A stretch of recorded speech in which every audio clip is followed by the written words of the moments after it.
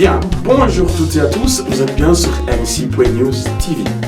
Merci de continuer à me suivre, merci d'être abonné sur ma chaîne MC.News TV, YouTube et Facebook. En tout cas, merci du soutien que vous m'apportez de jour en jour. Je découvre votre participation et votre passage sur ma chaîne YouTube et Facebook en tout cas. Chers internautes, chers abonnés, ceux-là que je connais les noms, et ceux-là qui sont abonnés par sympathie et par mouvance de soutien, je vous propose aujourd'hui de suivre. Bien voilà, bien chers internautes, chers abonnés sur MC.News TV, bienvenue encore une fois pour cette énième capsule que j'ai pris en rendez-vous avec l'invité d'aujourd'hui que vous connaissez déjà, chers internautes. Je vais traîner à le présenter, vous les connaissez. Il ouvre largement ses portes pour nous recevoir et nous donner son point de vue. Aujourd'hui, nous allons éplucher la situation congolaise et éventuellement du point de vue de santé. Le docteur Joël Bongani nous donnera son point de vue sur tous ces points-là. Voilà, chers internautes, sans plus tarder, j'accueille pour vous docteur Bongani. Bonjour docteur. Bonjour monsieur Jean-Baptiste. Comment vous allez?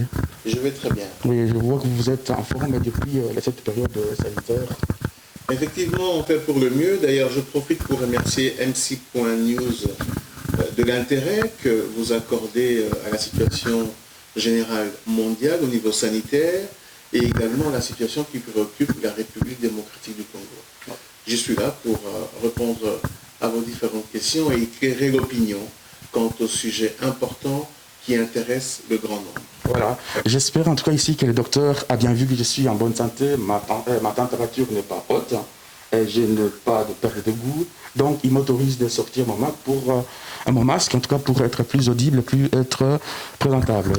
Effectivement, en cette période de la Covid-19, il faut que les mesures édictées par les autorités soient respectées, raison pour laquelle on fait cette émission avec une distance acceptable et je m'y prête à ce jeu volontiers. Merci. Bien voilà, chers internautes, chers abonnés, j'espère que ma voix est n'est plus filtrée et qu'il est entendu de là où vous êtes. Je vais rentrer directement dans les vifs du sujet, docteur. Comment est-ce que, on sait aussi que vous êtes acteur politique dans la famille politique EMLC. C'est pas pour ça que je vous ai invité aujourd'hui, mais bon, vous n'y échapperez pas. Et comment va votre parti politique? Encore une fois, merci et bonjour à tous les auditeurs de MC.News. Le mouvement de libération du Congo se porte bien, grand parti politique dans notre pays. Actuellement, nous sommes dans l'opposition, nous faisons notre travail régulier, c'est lui d'observer la classe politique, son action sur le terrain, d'émettre des critiques et des propositions. Nous sommes aux côtés de notre peuple, si vous avez vu. Récemment, plusieurs sorties ont été effectuées par le président national du mouvement de libération du Congo, Jean-Pierre Bemba, à Kinshasa, où une foule immense est venue montrer sa sympathie envers le leader naturel du MLC et également dans l'arrière-pays. Actuellement, il est dans la province du Sud-Bangui où il est allé pour être aux côtés des populations, aider les populations, contribuer un peu au développement multisectoriel de sa province. Et ici, nous ne sommes plus en élection, mais pourquoi donc ici, vous venez de le dire, votre président Jean-Pierre Bemba, le sénateur, il s'est rendu à Kinshasa et il a été reçu par de foules. Est-ce que vous trouvez ça normal que les gens puissent continuer à aller auprès des leaders et former un attroupement en quelque sorte? On fait de ce qu'on appelle ici des cultes de la personnalité? Non, c'est plutôt un leadership. Quand on est leader, on ne sait pas sortir sans que la foule puisse courir. Il est un leader naturel, il incarne un grand espoir pour la République démocratique du Congo, c'est tout à fait normal. Ce qu'il faudrait plutôt que les internautes sachent, c'est l'intérêt que Jean-Pierre Bemba et le MLC s'activent à fournir et à donner pour les Congolais. Nous, on veut un Congo meilleur, on veut un Congo démocratique, on veut un Congo pour lequel les droits sont respectés. Ce pour lequel nous œuvrons, et nous sommes là pour ces objectifs-là. Un Congo où les Congolais vivront mieux, avec les produits de leur propre travail, avec les richesses de leur propre pays. Ce pourquoi la majorité de la classe politique se bat, et particulièrement le MLC. Merci beaucoup. Le MLC se bat pour la cohésion sociale en quelque sorte. un meilleur pour tout Congolais vivant dans son pays. Merci beaucoup. Et en même temps, dans la même ligne d'optique, le président donc Bemba, je l'ai vu en même temps aller aux négociations, un des points centraux qui tourne aujourd'hui au Congo. On parle tous des négociations. Lui qui vient de l'opposition, et à la sortie, il a dit qu'il était là pour que le Congo, pour un Congo meilleur. Non, recadrant, il n'y a pas de négociations.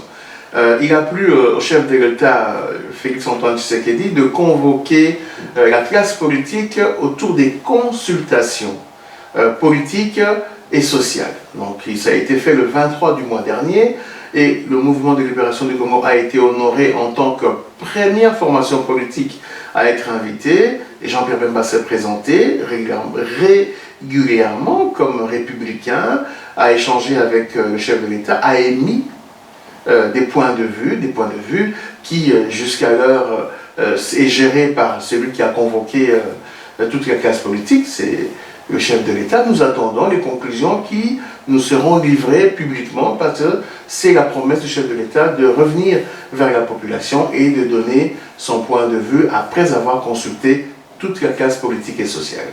Jean-Pierre Bemba n'a fait qu'en tant que républicain venir donner son point de vue et le point de vue de son parti quant aux différents problèmes qui minent la classe politique actuellement. Vous n'êtes pas sans savoir que la coalition FCC-Cash est en difficulté. Un des partenaires de la coalition, le chef de l'État lui-même, l'a exprimé. Et les acteurs politiques de cette coalition se disputent régulièrement dans les réseaux sociaux, devant la presse. Le peuple congolais veut que le pays aille de l'avant. Et nous faisons partie du peuple congolais, nous venons donner nos propositions. Oui. Donc ceux qui sont en coalition, ils se disputent comme ceux qui sont aussi en opposition. On a vu ici dernièrement les députés de la Mouka d'ensemble qui n'hésitent pas à aller frapper carrément.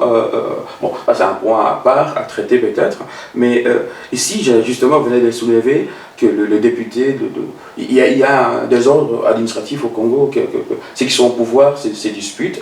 Mais est-ce que la part de la Mouka, bien sûr, c'est hors du traité aujourd'hui, quelle est la part pour qu'on puisse stabiliser le Congo aujourd'hui?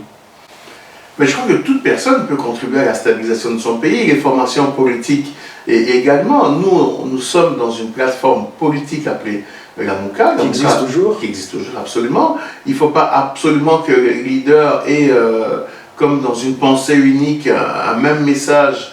Mais nous avons un même objectif, c'est la réforme institutionnelle, c'est des choses qui se disent depuis toujours et qui n'ont pas changé. C'est emmener le Congo vers des élections libres, démocratiques, dont les résultats seront opposables à tous. C'est le combat des 4 leaders de la Mouka. Les tendances peuvent diverger, mais le but commun reste le même.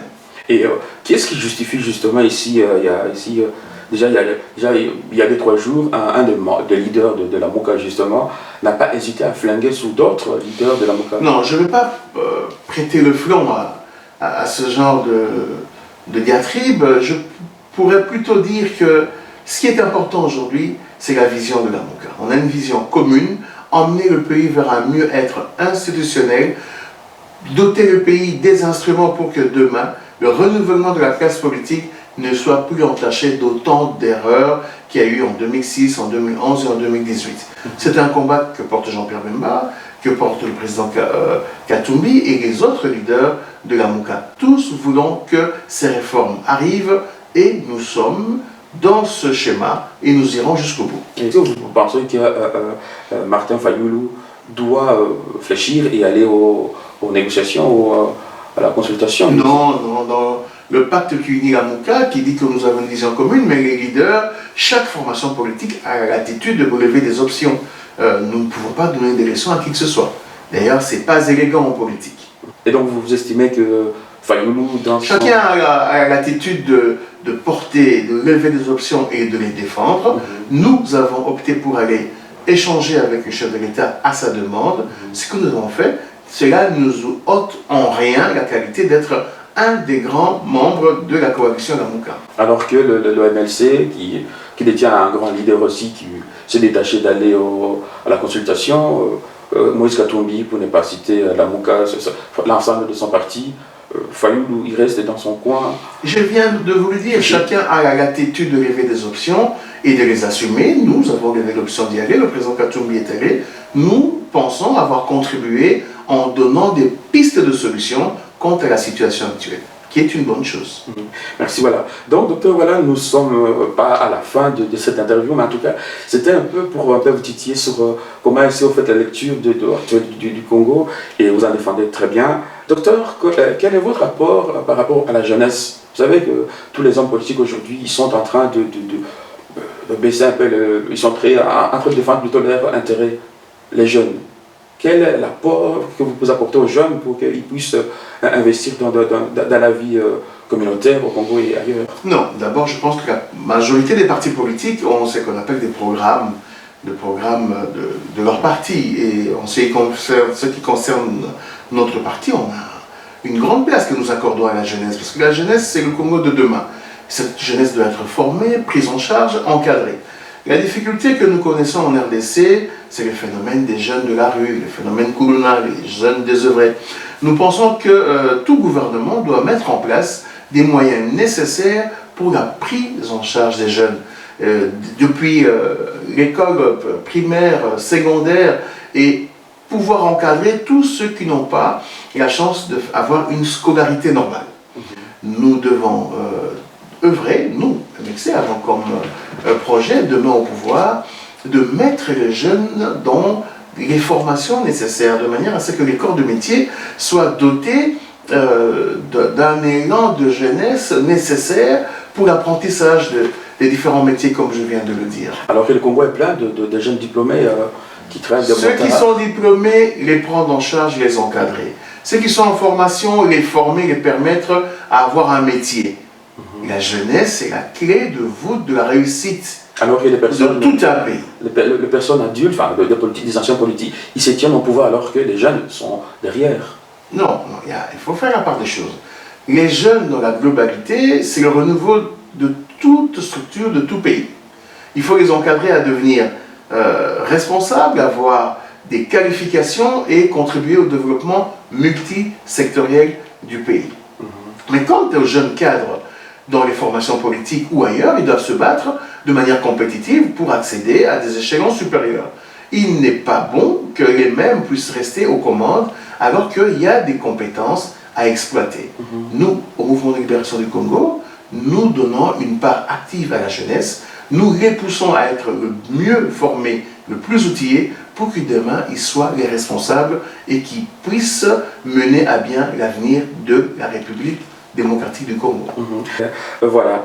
Docteur, je passe sur l'autre branche de laquelle j'ai préparé, qui est la question Minamo. Ici, j'ai suivi Mme Eva Bazaïba, qui est secrétaire générale de MLC, qui n'a pas hésité à féliciter le député Mohindo lors de la plaidoirie à l'Assemblée nationale, mais ça c'est resté au niveau des félicitations. J'ai l'impression que c'est juste quelqu'un le Congolais, quand quelqu'un qui sort la tête, il est seul dans son coin. Ici, je vais féliciter en tout cas Mme Eva, des efforts qu'elle a fait, elle a manifesté sa joie. Votre avis sur cette question où je dis le Congolais se soulève et que... Non, mais écoutez, vous avez vu que le débat était houleux au niveau de l'Assemblée nationale. L'intérêt des Congolais était au maximum. Tous les réseaux sociaux ont réagi parce qu'il faut trouver une solution durable par rapport à la région. C'est important ce qui a été dit. C'est aussi important que ça ait une continuité pour ne pas que ça puisse passer aux oubliettes. Voilà un peu notre point de vue. Le Congo, comme cela a été dit par plus d'un politicien, est un et indivisible. Dans l'esprit de tout Congolais, on ne peut penser qu'un territoire puisse demain ne plus appartenir à la République démocratique du Congo. Voilà les principes moteurs qui doivent guider l'instinct du politicien. En tout cas, au MXC, nous œuvrons. Nous allons continuer à œuvrer pour que l'intégrité territoriale de la République démocratique du Congo soit une, respectée, indivisible. Voilà. Merci donc sur la même question. J'ai suivi ce matin juste sur Twitter, réseau sur lequel vous êtes fort actif aussi. On sait que Twitter, c'est un réseau où on dit tout, on ne dit pas tout, tellement c'est limité dans le message, mais bon, on peut y dire quelque chose. J'ai suivi Moïse Nyarugabo, qui est député national congolaise aussi quand même, et qui a dit que il accuse Madame Eva justement par rapport à sa position, et accuse tout le reste des leaders congolais, qui sont tous issus de la rébellion. Et dit que le MLC est entaché du sang du fait qu'ils étaient actifs lors de la rébellion LCD, MLC. Non, on ne va pas tomber dans ce débat qui est un débat pour lequel tous les écueils ont été vidés. Ça a déjà été débattu. Le mouvement de libération du Congo, à un moment donné, a pris les armes en RDC parce qu'il fallait mettre fin à un élan de dictature de la FDL qui prenait place dans notre pays. C'est grâce à la contribution du mouvement de libération du Congo qu'aujourd'hui, on a des cycles électoraux dans notre pays. Il faut savoir que si on a contraint Laurent Désiré Kabila à partager le pouvoir, à aller à Sun City, à avoir ce qu'on appelle la transition 1+4, c'est ce qui a permis aujourd'hui qu'il y ait des élections dans notre pays. Donc, le MLC, en toute fierté, avons contribué pour un élan de démocratie dans notre pays. Je ne vais pas m'attarder sur les propos des uns et des autres. Chacun a le droit de s'exprimer. On est dans un état de libre expression. Nous pensons avoir contribué suffisamment. Jean-Pierre Bemba, président du MLC, a donné de sa vie, de son temps et de toute son implication pour qu'il y ait un élan démocratique dans notre pays. Le MLC, aujourd'hui, continue dans cet élan. Nous sommes dans les institutions de manière démocratique. Nous prenons demain que l'espace politique soit plus libre, clair, dans le cadre des réformes institutionnelles qui pourront doter le Congo demain d'une nouvelle électorale convenable, des moyens convenables pour la CENI et des conditions d'aller aux élections qui permettront aux Congolais de voter convenablement et que son vote soit celui qui va rester dans les urnes et que les résultats soient opposables à tous. Voilà le combat que nous menons et que nous n'allons jamais abandonner. Voilà, merci beaucoup. Peut-être un combat que vous n'avez pas souligné, celui de Dr Mukwege, qui est plutôt collègue à vous puisqu'il est médecin aussi. Dr Mukwege, ici va tous les jours, enfin, j'espère en tout cas, il a sorti un projet mapping. Quel est votre soutien que vous apportez à ces docteurs prix Nobel aussi d'ailleurs? D'abord, je rends hommage au Dr Mukwege, que je connais très bien, qui est une personne à ne plus présenter parce qu'il a honoré la RDC de par le prix Nobel et son discours au quotidien interpelle les Congolais et la classe politique. Nous sommes d'accord quand il faut faire avancer les choses. Le rapport mapping est un rapport international en fait, qui dénonce tous les méfaits, tous les crimes économiques et autres qu'il y a eu dans notre pays. Le docteur Mukwege dit qu'il faut qu'il y ait un tribunal international pour la RDC pour que les crimes commis dans le passé, même ceux qui ont lien avec les viols et les massacres, ces crimes ne restent pas impunis. C'est l'appel de la classe politique, en ce y compris celui de notre parti. Docteur, justement, on sait que le docteur Mukwege, il est attaqué de partout, y compris le pays voisin, dont un général qui était autrefois général au Congo, au Congo avec Kabila, et il a attaqué à personne et en fustigeant l'origine de Mukwege, le citant de Mamouchi. Est-ce qu'il y a un souci de... Non, je pense qu'il ne faudrait pas tomber dans ce débat où on veut donner des origines à X, Y personnes. Le docteur Mukwege est congolais, a le droit en tant qu'intellectuel d'émettre des avis, de réfléchir à haute voix et même de pousser d'autres Congolais à la réflexion. Je sais qu'une personnalité de cet acabit mérite d'abord considération et d'être protégée par son pays. Je sais que les autorités congolaises ont promis d'apporter une protection plus directe au docteur Mukwege quant à sa vie, parce qu'il a été à plusieurs fois menacé de mort et même il y a eu des actions pour l'éliminer physiquement. Et ça, j'appelle les autorités de mon pays à œuvrer pour que l'intégrité physique du docteur Mukwege soit préservée, ainsi que l'intégrité physique de tous les Congolais. C'est ça le rôle de l'État. Le rôle régalien de l'État comporte aussi la sécurité des biens et des personnes. Voilà. Merci beaucoup, docteur. Nous approchons en tout cas à la fin, cette fois-ci, de cette intervention. Docteur, que pensez-vous de la question en tout cas, du besoin des Congolais qui dit qu'il voudrait voir la MONUSCO quitter le Congo, alors que c'est la MONUSCO qui protège, qui garde la sécurité de Mukwege en main. La présence de la MONUSCO n'a rien à voir avec la sécurité d'une personne. La MONUSCO est là parce qu'il y a des graves problèmes dans notre pays depuis des longues années. L'intérêt ou pas de la MONUSCO est discuté à plusieurs niveaux.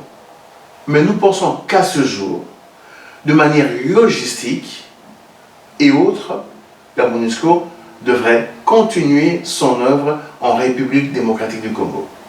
Il y a peut-être lieu de discuter du mandat que lui confèrent les Nations Unies. Mais à ce jour, la présence de la MONUSCO ne peut être décriée. Sinon, ceux qui le décrient s'approchent d'un acte suicidaire. Vous avez un pays qui est truffé des mouvements rebelles. Un pays dont les richesses, dont l'arrière-pays d'ailleurs, par sans connaissance totale des autorités frontalières. Un pays où les crimes se commettent au quotidien, les viols, comme nous l'avons cité et souligné. La MONUSCO a son rôle à jouer encore. La paix et la stabilité totale en RDC n'est pas encore acquise. Les enfants meurent au quotidien. Les enfants sont violés, les personnes, les femmes, nous ne devons accepter. Il faut que les autorités militaires et sécuritaires de la RDC travaillent en étroite collaboration avec les organismes internationaux pour que cessent à jamais tous les affres, toutes les tueries qui se passent en République démocratique du Congo. Voilà. Merci beaucoup, docteur. Voilà. La question qui peut-être vous touche tout de suite, mais qui est fort politique, mais en tout cas c'est vous, c'est votre personnalité. Docteur, le président de l'UNC, surtout d'abord votre ami, avant de devenir président du parti politique, qui plusieurs fois, on a vu avec vous sur différentes capsules, différents médias, même souvent, madame, à la sortie de votre président Bemba en prison, madame Eva a fait référence à Vital Kamerhe. Quelle est votre lecture par rapport à son procès, sa mise en prison et depuis son procès, votre lecture par rapport à cela? Non, je profite pour saluer le président Vital Kamerhe, qui est président d'un grand parti dans notre pays.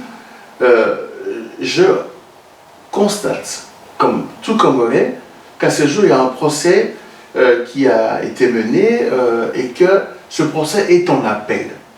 Du moment que Vital Kamerhe est allé en appel, nous devons attendre l'issue de ce procès en appel, parce que lui s'estime innocemment condamné par la justice congolaise, mais il faut laisser en toute sérénité, lui et ses avocats, présenter les éléments de défense en appel. Et j'espère que Lucie sera heureuse pour Vital Kamerhe. Je ne peux pas, moi, me substituer à la justice. En tant que citoyen lecteur. En tant que citoyen, j'attends. Parce que vous savez que chaque Congolais a des droits et des devoirs. En ce moment-ci, il est en justice, il se défend. C'est à lui de prouver son innocence. Je ne peux pas, moi, contribuer à la condamnation publique et populaire en n'ayant pas tous les éléments en possession. Voilà, je suis comme tout Congolais, j'attends l'issue du procès en appel. Alors que, enfin voilà, il semblait que les maisons commandées justement par le circuit cash sont à la frontière et que ça n'a pas été payé. Doit-on dédommager Kamerhe? Non, mais ça c'est faire la justice populaire, c'est juger sans les éléments et les pièces du dossier. Je pense que ces éléments-là vont contribuer à l'appréciation de juge en appel. Soyons patients, laissons le temps, laissons la place à une justice correctement dite, pas une justice qui est télécommandée. Voilà, chers internautes, chers abonnés, merci d'avoir suivi cette capsule.